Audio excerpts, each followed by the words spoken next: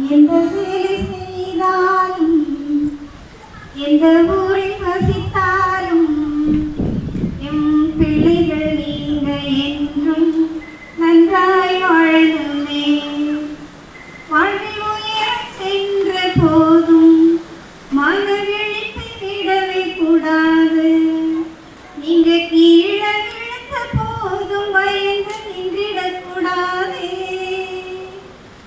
அட கனவை துவைத்த என்றும் உழைப்பை தந்திட என்னமே. இன்பம் வந்த போதும் துன்பம் வந்த போதும் வாழ்க்கை ஓட அதில் முன்னேற மன வலிமை பெற்றிடணும்.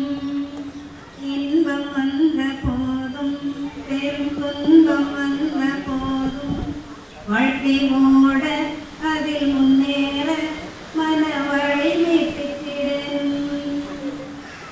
அனைவருக்கும் வணக்கம். முன்னாள் மாணவர்கள் சந்திப்பு என்பது உங்களுக்கு எந்த அளவுக்கு மகிழ்ச்சியோ அந்த அளவுக்கு எங்களுக்கு மகிழ்ச்சி. இந்த நேரத்தில் உங்களுக்கு மூணு கருத்துக்களை சொல்வது விரும்புகிறேன். ஒன்று, உங்கள் உடல் நலத்தை நன்றாக பார்த்துக் கொள்ளுங்கள். 2, பிறருக்கு உதவி செய்யுங்கள். 3, நம்ம பள்ளிக்கு கொஞ்சம் மாணவர் சேர்க்கையை அதிகப்படுத்துங்கள். உடல் நலம் ரொம்ப ரொம்ப முக்கியமானது. ஏன்னா இன்னைக்கு இருக்கக்கூடிய காலகட்டத்தில் நம்மளுடைய உணவு பழக்க வழக்கமே நமக்கு நிறைய நோய்களை கொண்டு வருகிறது. அதனால அவங்கவுங்க உடம்புக்கு தகுந்த மாதிரி நல்ல உணவு பழக்க வழக்கத்தை மேற்கொண்டு உடற்பயிற்சி, நடைப்பயிற்சி இது 2 உங்களுடைய உடம்பை நல்ல விதமாக வச்சுக்கோங்க. அப்போதான் உங்கள் குடும்பத்தை நீங்கள் பேணி பாதுகாக்க முடியும். 2வது, பிறருக்கு உதவி செய்யுங்கள். நான் பெருமைக்காக சொல்லலை.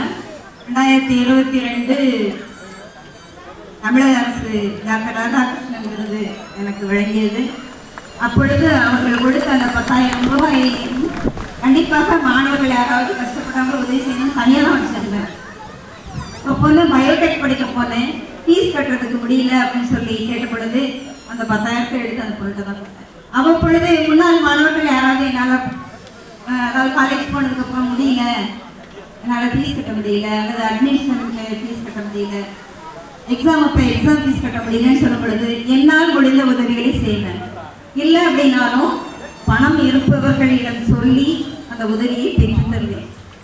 அதனால நான் செய்யறதுனால தான் பிறருக்கு தைரியத்தோட சொல்றேன், பிறருக்கு உதவி செய்யுங்கள்.